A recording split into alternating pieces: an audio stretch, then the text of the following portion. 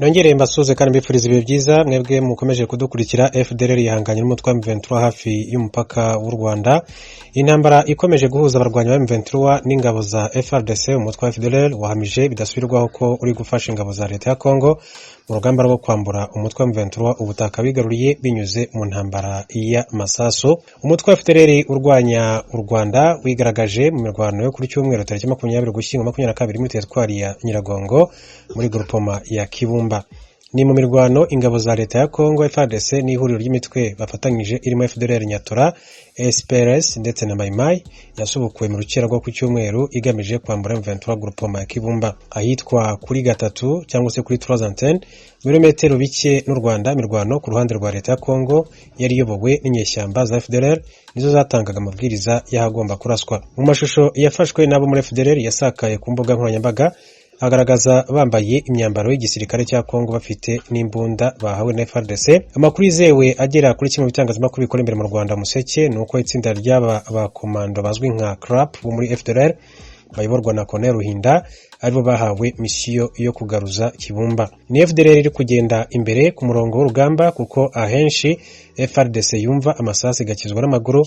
Umwe mu baturage niko yabwiye iki gitangazamakuru. Umuyobozi wabo muri FDLR yumvikanye asaba bagenzi be kubwira abo mu ngabo za Kongo kuregera neza aho batera ibisasu. Mu Kinyarwanda gitomoye ati babwire ngo baturuke inyuma ikilometero cyose, ati murekere aho gutera mu Rwanda, ati twagombaga kuyirasa tukayifata hakiri kare, ati none bari kurenza inyuma. Uyu muyobozi kandi usobanukiwe neza agace k'imirwano bihabanye n'abo muri FARDC batazi akarere k'imirwano yihanangiriza bagenzi be kureka kohereza ibisasu mu Rwanda. Yumvikana kandi asaba bagenzi be gushishoza maze bakagwa gitumo kuri M23 aho avuga ngo bihorere bo batangiye guhamuka, ati bagiye kwikuramo. Mirwano yo guhanganira kugenzura groupement ya Kibumba kugeza magingo aya iracyakomeje. FARDC ivuga ko yigaruriye ahazwi nka 310 mu gihe hari amakuru avuga ko M23 yabaye ibamba. Kuri uyu wa mbere kandi mirwano yiriwe Busenene, Kangano, Kabizo na Kisangani ndetse n'umudugudu wa Rusekera wigaruwe na M23 muri teritwari ya Rucuro. Ejo ku cyumweru umutwe wa M23 kandi wigaruriye uduce twa Kiseguro, Katwiguro muri groupement ya Bweza n'imwe mu ndiri ya FDLR. Ni nyuma yuko baherutse gufata na Tongo yari maze imyaka 18 igenzurwa na FDLR. Ubu bitandukanye u Rwanda rwashinje DRC gukorana na FDLR. Ingabo za DRC zahakanye ubufasha ubwo bwose n'uyu mutwe urwanya leta y'u Rwanda. Bakuru tuyahere muri Republika ya Demokarasi ya Kongo. Intambara irakomeje hagati y'ingabo za leta n'umutwe w'inyeshyamba wa M23 kuri wa kabiri. M23 yigaruriye lokalite ya Tongo muri Rucuru, ni mu birometero 15 uvuye Kichanga muri Masisi. Umunyamakuru w'ijwi ry'Amerika Jimmy Shukran Bakomera uri Goma aravuga ko abaturage ba Masisi bafite ubwoba ko M23 yahigarurira kuri uyu wa kabiri. Kandi imirwano yabereye hafi ya Kibumba mu birometero hafi 15 uvuye mu mujyi wa Goma. Kibumba ikaba ikiri mu maboko y'ingabo za Republika ya Demokarasi ya Kongo. Intumwa y'umuryango wa Afrika y'Uburasirazuba EAC mu bibazo by'intambara zo mu burasirazuba bwa Republika ya Demokarasi ya Kongo, Uhuru Kenyatta wahoze ari umukuru w'igihugu cya Kenya, ejo yasuye inkambi ya Kanyarucinya icumbikiye abakuwe mu byabo n'intambara bagera ku 40,000. Goma ari Darius Asanka. Urugendo rwa Perezida Kenyatta mu mujyi wa Goma rwabaye mu gihe intambara ikomeje mu birometero bike uvuye muri uwo mujyi hagati y'ingabo za leta n'iz'umutwe wa M23 urwanya ubutegetsi. Iyo mirwano irabera ahitwa Ikibumba. Uyu mutwe umaze kwigarurira uduce dutandukanye tw'intara ya Kivu ya ruguru. Akimara kugirana ibiganiro na bamwe mu bayobozi batandukanye mu ntara ya Kivu ya ruguru, Uhuru Kenyatta yatanze ubutumwa bw'ubumwe n'ubwiyunge ku mpande zombi ziri kurwana no ku baturage muri rusange. Umuntu si inyamaswa, kuko ibyo tubonye uyu munsi ntabwo bishimishije. Twese tugomba kubaha uburenganzira bw'ikiremwamuntu. Ndabasabye nk'abanyekongo, iyi mirwano mwireke. Iyo mwarwanye irahagije. Turebe ubuzima bwa bene wacu. benshi mu batuye inkambi biriwe basenya amahema bamazemo iminsi batangira guhungira mu mujyi wa Goma bitewe n'ubwo inyeshamba za M23 zirimo gusatira iyo nkambi. Ijwi rya Amerika ryavuganye na zimwe mu mpunzi ubwo zavaga Kanyarucinya zerekeza i Goma. Turi mu ngambi tubona imodoka iratambutse iri kurasa, tubona naho bari kwikanga ngo ti aba M23 yeshoka batugezemo tugende twirukange bambara amahema twirukange ngo benshi batatanye. None se muri kujaye kujya hano mu mujyi Goma abantu umuntu afite urugari barikanyera kujya amazi y'ingoro bitatu.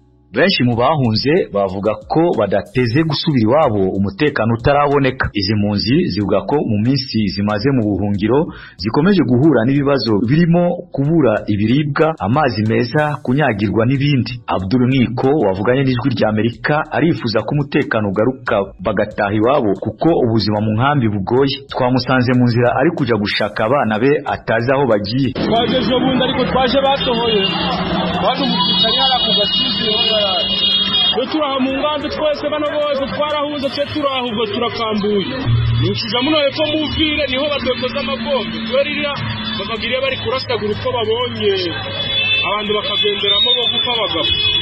Iyo bageze muno muvire bagwana bakora gufatamo bomba kugira ngo daga umuntu ari muno muvire usanga muno batotera mibombe hayi. Ubutumwa guverineri w'intara ya Kivu ya Ruguru Lieutenant General Constant Ndima yatanze ku mugoroba wo kuri uyu wa kabiri asabye abaturage kutagira ubwoba kuko ingabo z'igihugu zikomeje kwifata neza mu rugamba. Uyu yatanze icyizere kuri izo mpunzi azisaba kwihangana kuko igisubizo kidatinda kiri mu nzira. Demande de rester calme et de vaguer librement. Ndabasabye kwitonda no gukomeza gukora akazi kanyu uko bisanzwe. Ndababwiza ukuri ko ingabo za leta zifashe neza mu rugamba mbere y'umwanzi aho ikibumba, ariko mbasabye kuba maso. Je vous demande de rester vigilant et de résister à l'ennemi. Ku mugoroba wo kuri wa kabiri impunzi zirimo abagore n'abana zikomeje kugana Goma. Ali Asanka Darius, ijwi rya Amerika, Goma.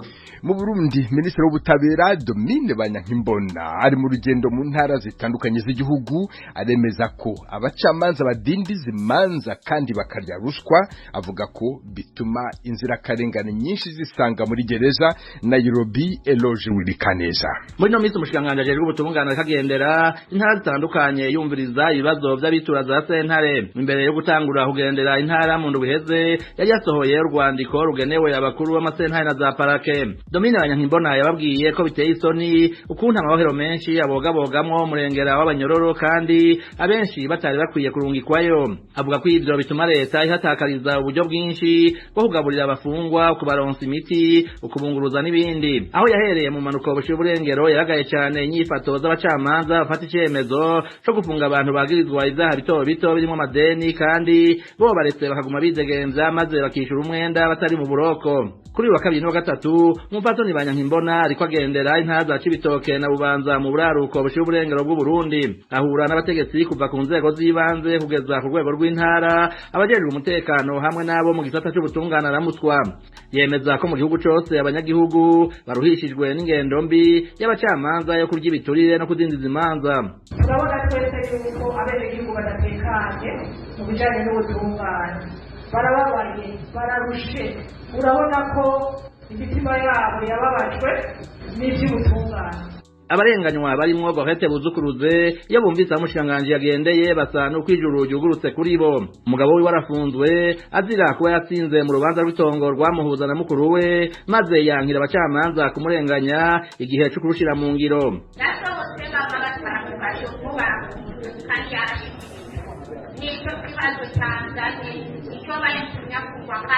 Umukenyezi wundi nabavuga ko umubabaro uri mu kumwegura kubera wafashe akana kiwe k'agakobwa ku nguvu k'imyaka 5 yarekuwe akaba yirwa mu kindaga.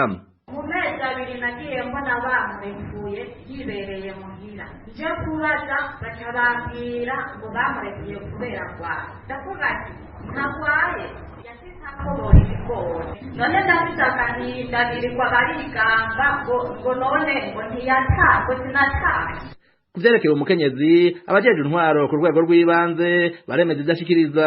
Uwo muntu arakomeye n'amafoto ariho sindiko ndagiriza ngo mbeshe mvuge ngo umuntu aragwa kandi naramwiboneye jewe naragenda mwibonera uwo munsi yarakoboye ibigori ahandi namubone neza agiye kuvoma amazi ari kw'ikinga gasemanze daha umushikiranganji w'ubutungane yavuga ko gusasira indavu kudahana ari bibi cyane mbere no kubabikora umurwayi yakoze icyaha akagihimba ko mutapfuye mu mpimba bariko mu batware muga hariyo ivuriro ko abandi numvise ngo batwara kare umvise hariyo ivuriro bavura abapfungwa barwaye ibyo bintu byuhira amantu z'amaforose ku manza ntibibibagamo ikintu cyacu cyo kudasasira indavu ni vyore ni mbi kuko twayisasira indavu abana bacu abuzukuru bacu bazobaziyora sistematike kuko bazoba babonye yuko atakihana ibiturire idindizwa ry'imanza n'izindi ngeso zituma amabohero abogaboga biriyamirizwa n'amashirahamwe yigenga ari mu akati